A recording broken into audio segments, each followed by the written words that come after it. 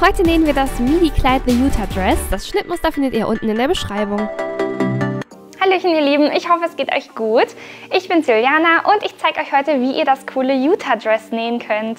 Ich persönlich liebe das Utah Dress. Es ist perfekt für Frühlingstage, Sommer, aber auch mit einem Langarm-Shirt kombiniert im Herbst oder mit einem dicken Pulli drüber gezogen und dann kann man nur den Rock sehen mit seiner Weite. Also wirklich so ein kompletter Allrounder und ich liebe, liebe, liebe einfach den Look, besonders auch diesen Blümchenstoff. Und ja, zeige euch heute, wie es genau geht. Für das Utah Dress braucht ihr gar keine Erfahrung im Nähen. Es reicht einfach, wenn ihr euch lediglich einmal unser Grundlagentutorial anguckt, denn da erzählen wir alle Basics zum Nähen an der Nähmaschine und ihr werdet eure erste Naht nähen. Und danach kann es direkt hier weitergehen, denn es ist wirklich überhaupt nicht schwer und super als eines der ersten Projekte im Nähen geeignet, macht aber richtig viel her. Ich würde sagen, macht einfach dann direkt mit, pausiert, wo ihr es braucht, wiederholt so oft ihr möchtet, dann kann nichts schief gehen und ihr könnt auch nichts vergessen.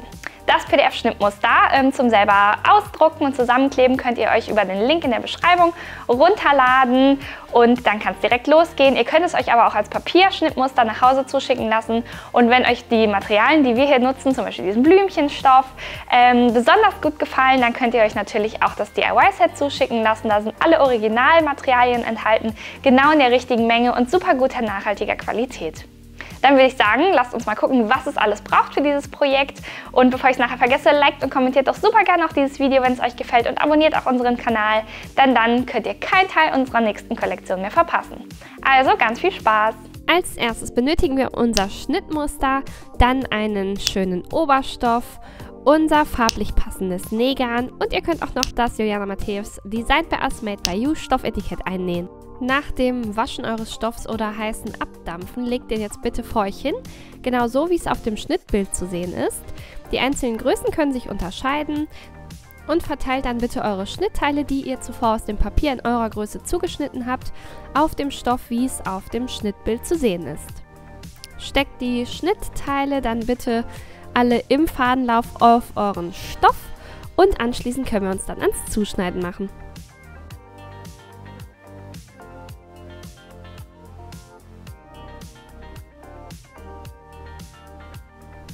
Schneidet dann mit eurer Stoffschere entlang der Kanten der Papierschnittteile durch euren Stoff. Alle Nahtzugaben sind bereits im Schnitt enthalten. Gebt euch möglichst viel Mühe, um das möglichst genau zu machen, denn umso genauer ist dann das Ergebnis am Ende nach dem Nähen.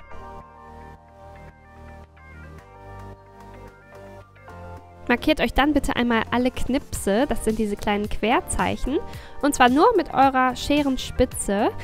Schneidet maximal so 3-4 mm in den Stoff ein. Das dient euch dann später als Orientierungspunkt. Und dann werden alle Kanten einmal versäubert. Entweder mit so einem Zickzackstich, wie ich ihn hier einstelle, oder auch super gerne mit eurer Overlock. So würde das Ganze dann mit dem Zickzackstich aussehen. Ich werde hier immer links und rechts mit meiner Nadel einstechen und zwar so, dass ich noch knapp auf dem Stoff lande und arbeite mich dann entlang meiner Kanten vor. Bei den Ecken lasse ich meine Nadel im Stoff stecken, hebe dann meinen Nähfuß, wende dann mein Nähgut in die nächste Richtung, senke den Nähfuß wieder und nähe weiter. Und so versäubere ich jetzt bitte alle Kanten einmal, aber natürlich alternativ gerne, wie gesagt, auch mit der Overlock-Maschine. Dann geht's richtig los mit Nähen.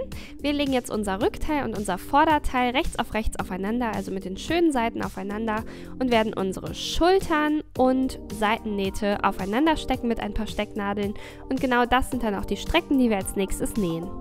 Guckt, dass die Strecken wirklich genau miteinander abschließen.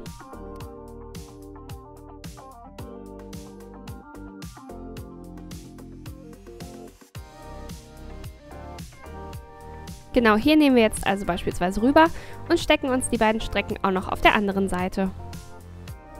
Wir nähen jetzt mit einem Geradstich und einer Stichlänge von 2,5, so lange bis ich es anders angebe. Die Nahtzugabe beträgt 1 cm. Wir fangen genau an der Kante an und verriegeln dort auch und nähen dann einmal gerade rüber bis zum Ende der Stoffkante und machen das genauso auch noch bei unserer anderen Schulternaht und bei unseren beiden Seitennähten. Am Ende wird dann auch wieder verriegelt und der Faden abgeschnitten.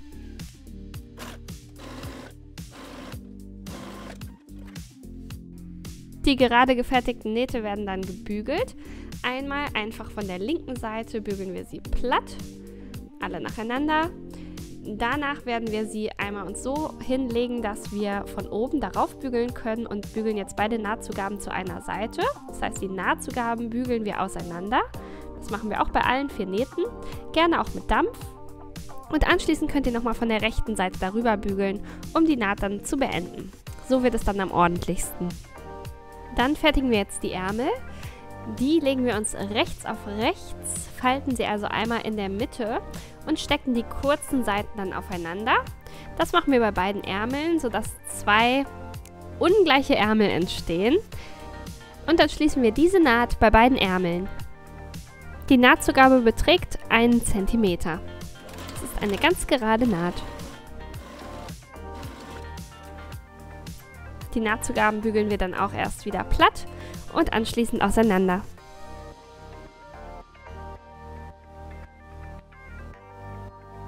Und dann könnt ihr den Ärmel natürlich auch gern wieder umdrehen und noch einmal von der rechten Seite darüber bügeln.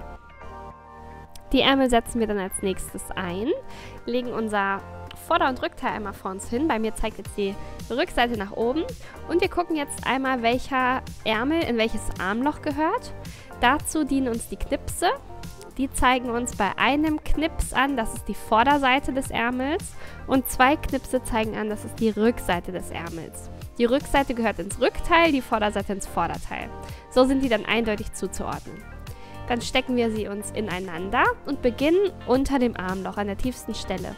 Dort treffen genau die Seitennaht und die Naht des Ärmels aufeinander und ich stecke mir hier genau durch die beiden Nähte eine Nadel.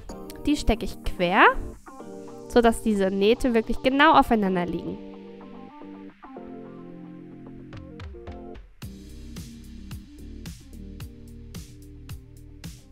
So, anschließend stecke ich mir dann die Strecke bis zu einem Knips im Vorder- oder im Rückteil und auch noch auf der anderen Seite.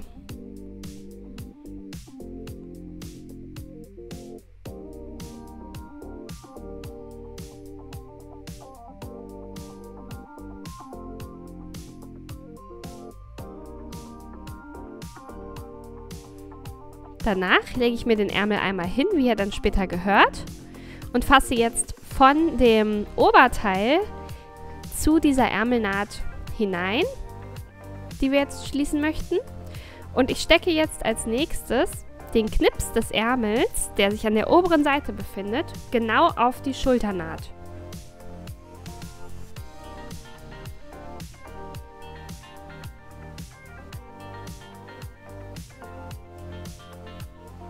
Danach verteile ich nur noch die restlichen Strecken und stecke sie aufeinander. Es befindet sich dort auch ein bisschen Mehrweite, also verteilt die Strecken gleichmäßig aufeinander und halbiert sie immer nach und nach. Und dann beim Nähen könnt ihr gleich an der etwas längeren Strecke ein Stückchen ziehen, sodass die trotzdem beide genau aufeinander liegen. Das ist wichtig, denn diese Mehrweite ermöglicht uns mehr Beweglichkeit in unserem Ärmel und die möchten wir haben. Wenn ihr möchtet, könnt ihr euch diese Naht in dem Armloch natürlich auch gerne heften, aber es ist nicht so viel Mehrweite enthalten, das sollte auch so funktionieren. Und wir nähen jetzt ringsherum. Genau so machen wir das bei beiden Seiten. Ihr könnt übrigens auch immer noch kontrollieren, ob ihr den Ärmel richtig gesteckt habt, wenn ihr das Teil einmal umdreht und vor euch hinlegt und einmal ringsherum schaut, ob das alles normal aussieht. Fehler sieht man da ganz schnell.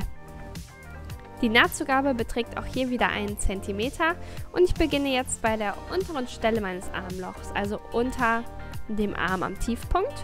Genau dort, wo Seitennaht und Ärmelnaht aufeinandertreffen, verriegel dort und nähe jetzt eben in dem Abstand von 1 cm zur Kante einmal ringsherum, leg mir immer den nächsten Teil des Ärmels vor mich hin, gucke, dass beide Strecken genau aufeinander passen, ziehe ganz leicht daran, gucke, dass ich keine Falten einnähe, nehme die Stecknadeln immer nach und nach hinaus. Wenn ich über die Nahtzugaben nähe, dann schaue ich auch hier nochmal, dass die wieder auseinander liegen, wie wir sie auch zuvor gebügelt haben. Und dann bin ich irgendwann einmal wieder dort angekommen, wo ich angefangen habe zu nähen und werde dort auch gleich wieder verriegeln.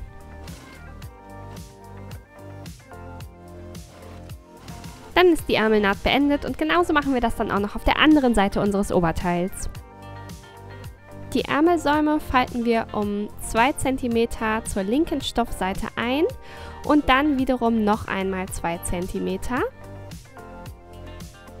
Nehmt euch gerne ein Maßband oder Lineal dazu, um das auszumessen. Und steckt dann die zweifach umgeschlagene Stoffkante mit ein paar Stecknadeln ringsherum fest. Bügelt auch gerne immer direkt über die Kante und geht bitte auch genauso mit dem Rocksaum vor, also bei unserem langen Rechteck, die untere Seite wird genauso verarbeitet. Dann nähen wir hier einmal genau im Kreis und bei dem anderen Ärmel auch. Wir steppen jetzt knapp neben dieser links umgeschlagenen Kante, also wirklich nur 1 mm von der umgeschlagenen Stoffkante, die hier links bei mir liegt, entfernt. Wir verriegeln auch am Anfang und am Ende und probieren das einmal möglichst gerade, denn diese Naht sieht man ja auch auf der rechten Seite. Fertigt den anderen Ärmelsaum und bitte auch den einen Rocksaum genauso. Dann wollen wir mal unsere Taschenbeutel an unsere obere Lage von unserem Rock ansetzen. Da gibt es 2 Knipse und genau zwischen diese 2 Knipse positionieren wir unseren Taschenbeutel und legen ihn dort rechts auf rechts, sodass die Kanten aneinander stoßen. Die Strecke stecken wir dann fest und machen das genauso auch noch auf der anderen Seite und auch noch bei dem anderen Rockteil, sodass wir jetzt 4 Taschenbeutel angesteckt haben. Die geraden Strecken schließen wir dann jetzt. Die Nahtzugabe beträgt 1 cm. Wir beginnen ganz am Taschenbeutel anfangen, verriegeln dort und nähen einmal bis zum Taschenbeutelende, verriegeln dort wieder. Näht jetzt bitte einmal alle 4 Taschenbeutel an.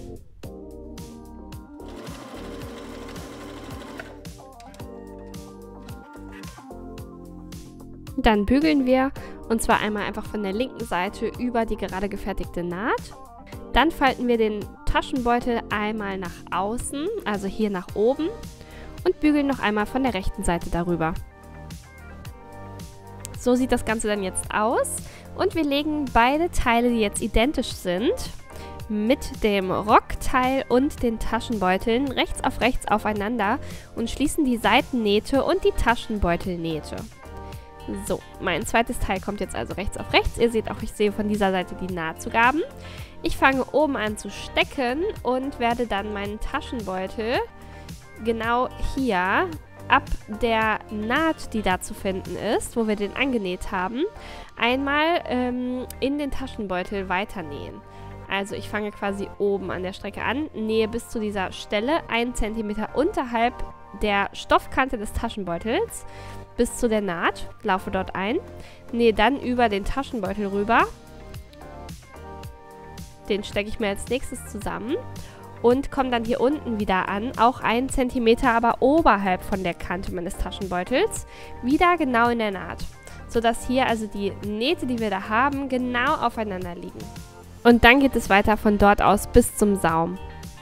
Steckt euch hier auch die Stecknadeln möglichst genau, dass sie auch wirklich in den Nähten liegen. Das ist essentiell, so wird es am ordentlichsten und näht dann bis ganz unten. Hier die Rundung könnt ihr euch jetzt auch noch feststecken.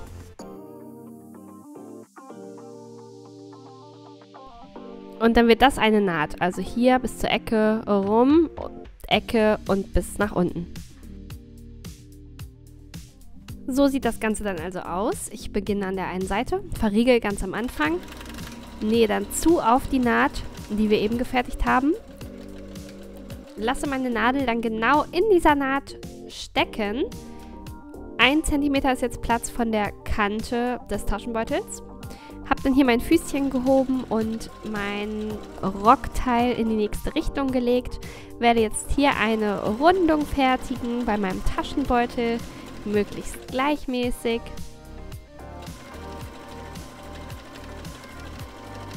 Dann komme ich dann auf die nächste Naht zu, die wir eben gefertigt haben. Auch dort lasse ich die Nadel genau stecken. Ihr seht auch die Nahtzugaben, die zeigen jetzt in Richtung des Taschenbeutels dabei. Auch auf der anderen Seite eben zeigen sie in die Richtung. Und dann habe ich wieder eine Ecke gefertigt, genau in der Naht. Nähe hier oben bis zum Ende und verriegel dann dort wieder.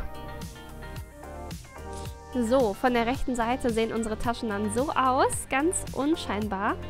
Und wir können auch hier noch einmal von rechts ganz scharf über die Kante bügeln. Dann pflegt sich das noch besser ein. Und trotz dieses Musters sind sie kaum sichtbar. Also ganz elegant gelöst, diese Taschen.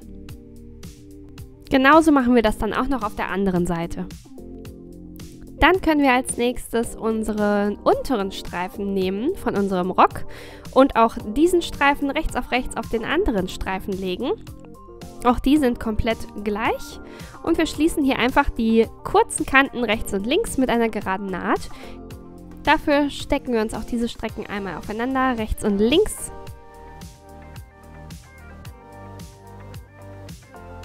Und nähen dann jetzt also genau hier lang und auch auf der anderen Seite. Auch hier beträgt die Nahtzugabe wieder genau 1 cm. Wir verriegeln ganz am Anfang und ganz am Ende unserer Stoffkante.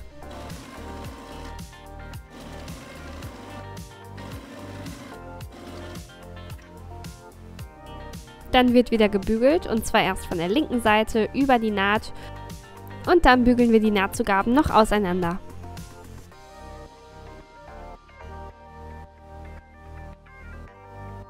Und dann machen wir uns jetzt ans Raffen. Und zwar raffen wir jeweils eine lange Seite, die jetzt noch offen und versäubert ist, von unseren beiden Streifen unseres Rocks. Dafür erstellen wir eine Stichlänge von 4,0 ein bei unserem Geradstich, also eine ganz lange Stichlänge. Wir nähen im Prinzip einmal im Kreis. Wichtig ist, dass wir gar nicht am Anfang und am Ende verriegeln, sondern unsere Fäden einfach hängen lassen. Und dann nähen wir füßchenbreit von der Stoffkante entfernt einmal komplett um den Rock herum.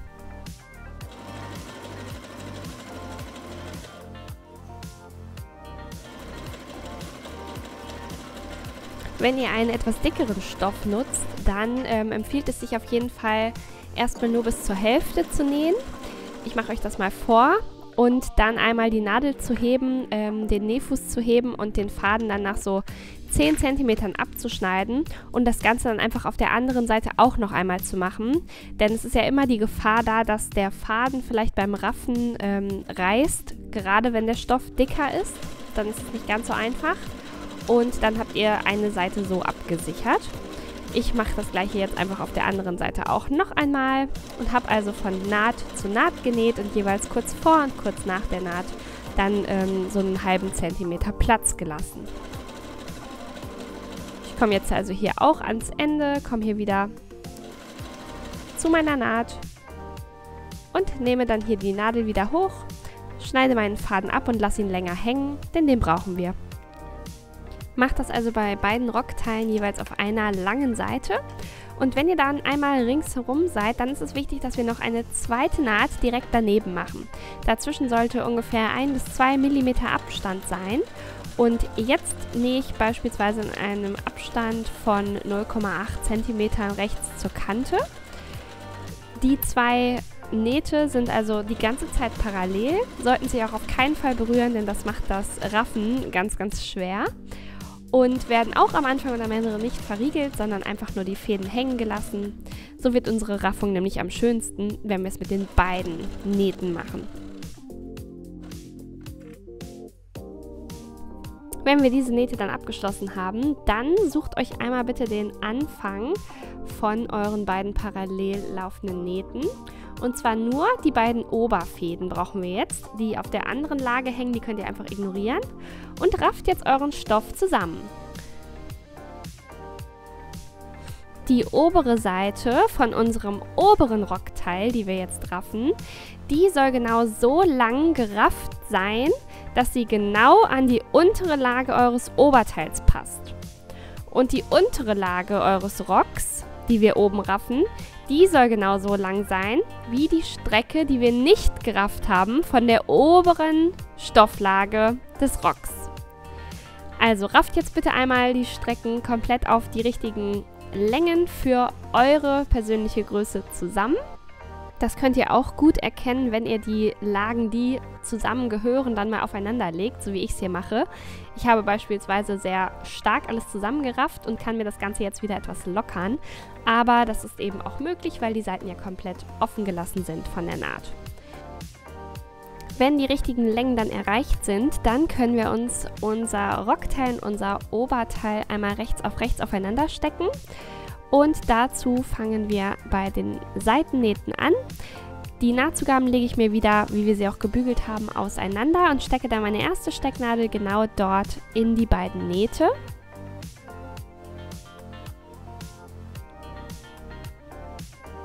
Die andere Seitennaht stecke ich mir dann ebenfalls aufeinander.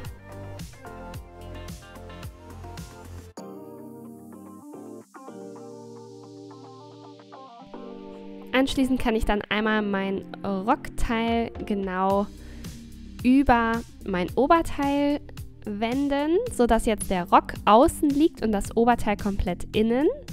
Beide offenen großen Kreise quasi liegen jetzt aufeinander und die Strecken dazwischen können wir jetzt schön aufeinander verteilen. Also, wenn wir uns jetzt hier einmal die eine Seite angucken von unserem Kleid, dann liegt jetzt also eine geraffte Lage auf einer nicht gerafften Lage und die geraffte Lage passt ja von der Länge genau auf die nicht geraffte Lage. Und jetzt ist es an der Zeit, einmal diese Raffung gleichmäßig zu verteilen und dann meine beiden Lagen aufeinander festzustecken. Macht das jetzt bitte einmal ringsherum.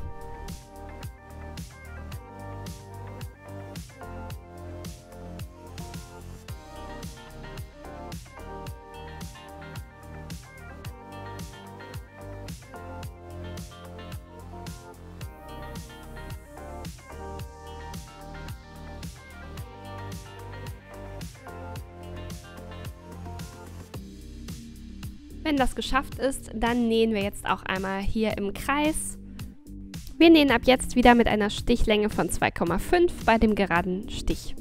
Die Nahtzugabe beträgt wieder 1 cm und diesmal nähen wir auch wirklich die gesamte Strecke rum, bis wir wieder da angekommen sind, wo wir angefangen haben und verriegeln auch am Anfang und am Ende. Schaut beim Nähen auch darauf, dass die Raffungen und die Rüschen hier gleichmäßig verteilt bleiben.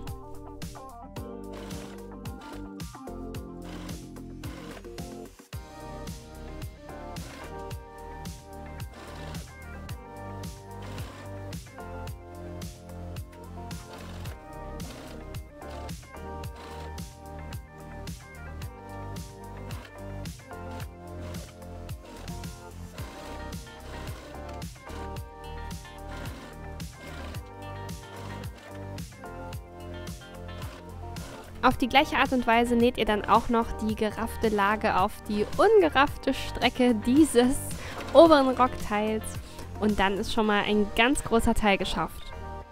Dann nehmen wir uns den einen kurzen zugeschnittenen Streifen zu und verstürzen jetzt unseren Tropfen in der hinteren Mitte. Ich stecke ihn jetzt nur hier auf die Anfangsstelle an der linken Seite und nähe dann gleich einmal entlang der Tropfenform rum, ohne dass ich ihn jetzt weiter feststecke, denn der wird dann hier entlang gezogen, ohne jetzt ihn besonders auszudehnen oder super locker zu lassen, so dass das Band einfach genau hier in die Tropfenform passt. Genäht wird das Füßchen breit von der offenen Kante rechts entfernt, dort wo die beiden Lagen aufeinander liegen. Das sollte ungefähr ein Abstand von 0,7, 0,8 cm sein. Ich verriegel am Anfang und führe mir dann den Streifen entlang meines Tropfens hier entlang, sodass die Lagen einfach locker aufeinander liegen. Macht das ruhig nach und nach und probiert eine möglichst schöne Rundung.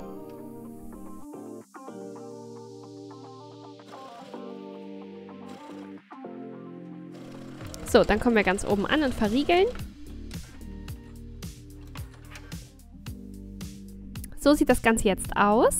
Und wir können jetzt einmal über die Naht von der rechten Seite bügeln und die Nahtzugaben, die wir da haben, also in Richtung unseres kleinen Streifens legen. Dann lege ich mir das Kleid einmal so vor mich hin, dass ich die vordere Seite jetzt vor mir habe und hinten in die linke Stoffseite gucken kann. Und falte mir jetzt meinen kleinen Streifen einmal 1 cm nach innen um und dann noch ein zweites Mal, sodass jetzt von außen die Paspel erkennbar ist. Die erste offene Kante liegt jetzt quasi genau an der Nahtzugabe und wenn ich es dann nochmal umschlage, dann stößt jetzt die umgeschlagene Kante genau auf die Naht, die da ist. Die Naht sollte genau verdeckt sein, die solltet ihr also nicht mehr sehen und dann könnt ihr euch den Streifen einmal feststecken. Ich stecke mir da immer so ein paar Quernadeln, denn die lasse ich gleich beim Nähen einfach stecken. Wenn ihr möchtet, könnt ihr diese Strecke aber auch natürlich gerne heften, die Stecknadeln dann entfernen und drüber nähen und anschließend die Heftnaht entfernen. Ich mache das jetzt so und achte immer beim Stechen der Stecknadel darauf, dass wenn ich jetzt von oben nach unten durch den Stoff stecke, ich auf der anderen, also rechten Seite, genau in der Naht rauskomme. Genäht wird nämlich jetzt gleich von der rechten Seite genau 1 mm, also ganz knapp neben der Naht, die man da sieht. Und wir treffen dann auf dieser Seite genau diesen kleinen Stoffstreifen. Macht euch das dementsprechend gut fest, sodass ihr alles trefft, was ihr treffen möchtet. Also ich zeige es nochmal. Wir nähen jetzt genau hier auf dem Streifen 1 mm neben dem Schatten der Naht und treffen dann auf der linken Seite den Streifen. Näht die nächste Naht am besten ganz langsam und verlangsamt dazu auch die Geschwindigkeit eurer Nähmaschine, wenn ihr könnt. Und dann nähen wir jetzt hier auf dem Streifen 1 mm neben dem Schatten der Naht. Wir verriegeln am Anfang und am Ende, nähen hier eine schöne Kurve. Vergewissert euch, dass ihr auf der unteren Seite auch den Stoffstreifen mit trefft. Und wenn ihr am Ende ankommt, dann bitte noch einmal verriegeln.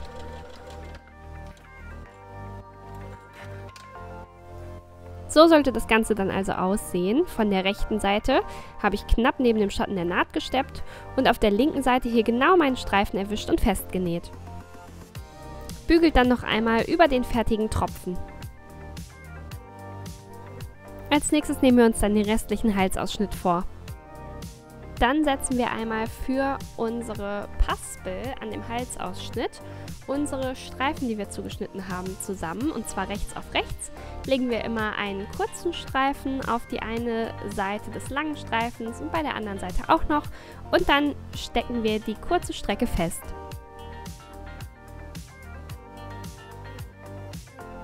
Hier und dort nähen wir einmal rüber. Die Nahtzugabe beträgt wieder genau 1 cm. Bitte auch verriegeln. Die Nahtzugaben bügeln wir dann einmal platt und anschließend auseinander und dann nochmal von der rechten Seite. Dann können wir unseren zusammengesetzten Streifen an den Halsausschnitt legen. Und zwar trifft jeweils die Naht von unserem Streifen genau auf das Ende von unserem Halsausschnitt in der hinteren Mitte, also genau dort, wo der Tropfen oben zusammenkommt. Dort lege ich jetzt meine Naht an. Rechts auf rechts und stecke mir da einmal meinen Streifen drauf. Ich gucke hier noch, wenn das etwas übersteht, der Streifen, den ich da angenäht habe, dass ich den auch etwas abschneide und einen geraden Verlauf hier oben habe. So, dann stecke ich das also drauf. Dann stecke ich die restliche Strecke von meinem Streifen auf das Halsloch. Beide Lagen liegen ungedehnt einfach aufeinander. Und wenn die Naht bei meinem Streifen dann wieder auf den Tropfen trifft, kann ich einfach die restliche Strecke dazwischen komplett verteilen und feststecken. Die beiden Enden von dem Streifen hängen dann einfach noch ein Stück über. Darum kümmern wir uns dann später. Das werden nämlich dann die Bänder. Und nähen dann einmal hier herum. Wie bei meinem Tropfen auch schon, werde ich jetzt füßchenbreit den Streifen annähen, der rechts auf rechts liegt. Ich fange bei meinem Tropfen an und verriegel dort, lasse wie gesagt das Band da einfach erstmal hängen und nähe dann einmal die komplette Strecke des Halslochs ab.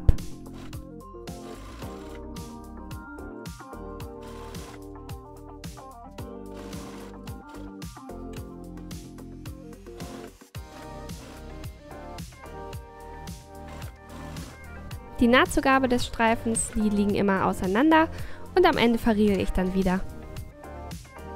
Wir gehen dann weiterhin genau wie bei unserem Tropfen vor. Das heißt, als erstes bügeln wir die Naht und bügeln dabei die Nahtzugaben in Richtung unseres Paspelstreifens.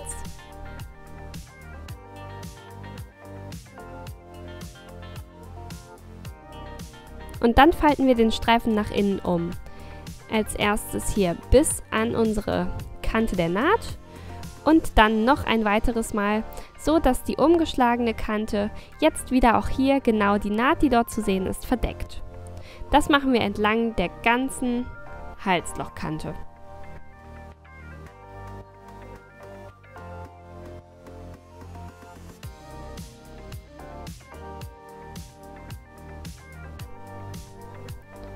Bei dem überstehenden Stück, da gehen wir genauso vor, wie wir es jetzt auch hier bei dem restlichen Streifen gemacht haben. Wir falten den ebenfalls ein. Und zwar wird die äußere Kante, die kurze Seite, 1 cm eingeschlagen, auch gerne gebügelt. Dann wird die untere Kante eingeschlagen nach oben, genau so viel, wie wir sie auch zuvor abgesteppt haben. Und von oben wird doppelt eingeschlagen. Also einmal hinein und dann noch einmal rüber, sodass diese Strecke von unserem Streifen hier am Ende genauso breit ist und auf allen Kanten eingeschlagen, wie unsere Paspel am Halsloch selbst. Und diesen Streifen können wir dann auch stecken. Wenn wir dann die Paspel gleich von der rechten Seite aus festnähen, dann können wir hier nämlich einfach weiter nähen und den Streifen selbst mitschließen. Das ist dann unser Bindeband.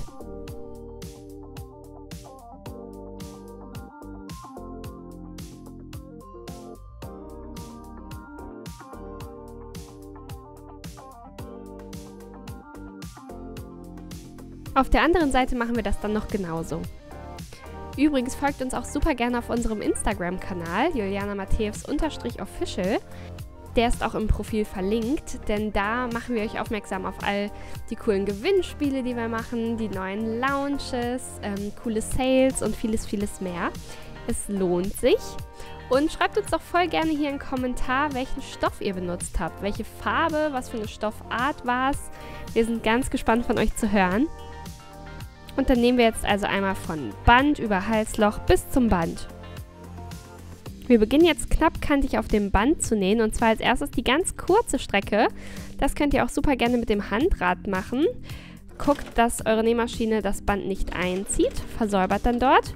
Lasst die Nadel in der Ecke von dem kurzen Band stecken, hebt den Nähfuß, dreht das Ganze in die nächste Richtung und weiter geht's. Ich nähe jetzt also hier an dieser umgeschlagenen offenen Kante, sodass das Band sich dann nicht mehr öffnen kann, entlang in Richtung des Halsloches und bin wirklich nur so 1 mm links von der Kante entfernt. Ich nähe jetzt von der rechten Seite unseres Kleides aus.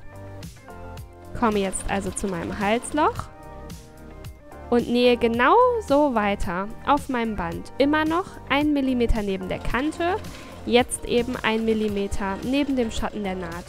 Und steppe dann auch hier möglichst ordentlich wieder über dieses gesamte Halsloch und fasse dabei auf der linken Seite gleichzeitig das Band mit ein, sodass ich das dann nicht mehr aufhalten kann. Und dann nähe ich bis in die andere Seite des Bindebands.